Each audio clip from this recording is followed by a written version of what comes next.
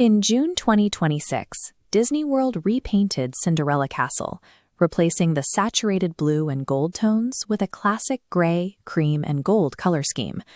While it looks like a simple cosmetic update, the new palette creates a behavioral bottleneck. Because the castle is the default orientation point, this refreshed aesthetic pulls thousands of guests directly toward it the moment they pass the gates. Tourists often prioritize the perfect family photo in front of the landmark while the light is soft and the park is fresh. But while they are framing the shot, thousands of other guests are walking past them toward the actual rides. A 45-minute photo session doesn't just delay your morning, it pushes your arrival at every major attraction into its peak crowd window. When the first 4 rides on your list each jump from a 20-minute wait to an 80-minute wait while you're taking pictures, you've effectively surrendered 4 hours of your day before lunch. The first 45 minutes inside the park is a finite currency. How you spend that specific window determines the return on investment for the rest of your trip. Most guests follow a predictable path. They walk down Main Street and stop in the hub for a 30 to 45-minute photo session. This delay has a direct, measurable impact on standby wait times. Every minute spent posing on Main Street is a minute the lines for headliner attractions are actively growing. This graph shows the standby wait for 7 Dwarfs Mine Train, starting around 20 minutes at park open. Between 8:30 and 9:30 a.m., the wait time triples. This spike happens exactly when the photo-taking crowd finally arrives at the queue. Delaying the photo op until midday results in harsher lighting and more people in the background of your shot, but it preserves your ability to hit high-demand rides while the lines are still manageable.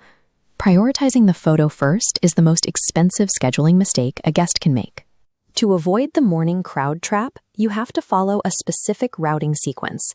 This flowchart maps out the required movement when the front gates open. You must bypass the center and route immediately to Tron or 7 Dwarfs.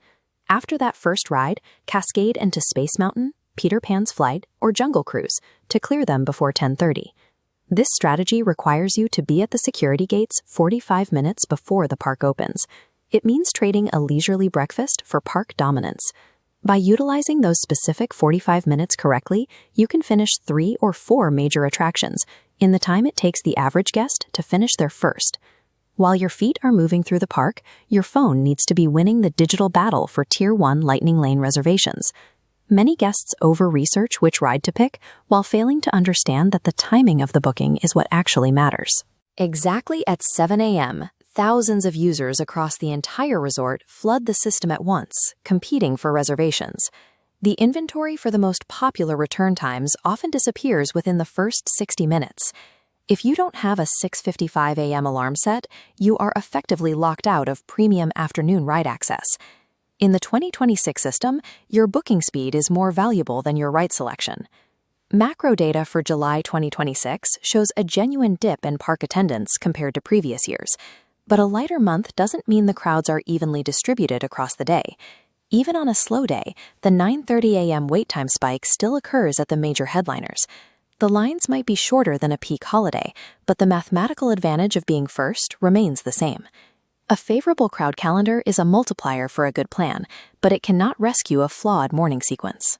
By midday, when the heat and crowds are at their peak, you should shift away from high-intensity ride hunting toward lower-effort activities. Florida's water table is too high to dig a basement, so the park was built on what is effectively the second floor. Beneath your feet is a tunnel system called the utilidors, where logistics and cast members move out of sight of guests. Throughout the queues and building facades, Imagineers placed hidden Mickeys, deliberate architectural details that act as a free, built-in distraction for families. Above the Main Street Firehouse, there is an unfinished apartment originally intended for Walt Disney.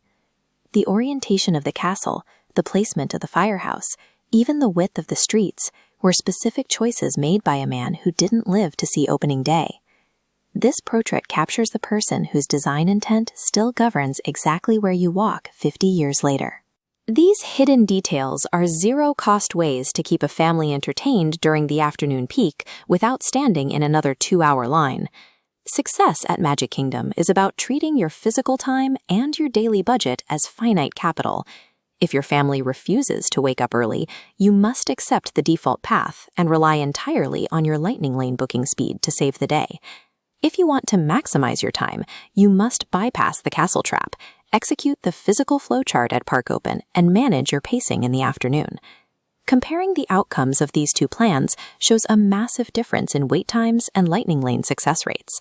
Beyond the schedule, there's the issue of financial leakage. Unbudgeted snacks, mobile order upcharges, and impulse merchandise quietly drain the budget you spent months saving. The Disney Budget Master Workbook maps these expenses against your time blocks, ensuring your spending stays as disciplined as your morning routine.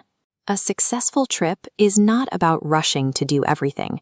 It's about optimizing the first 45 minutes, so the rest of the day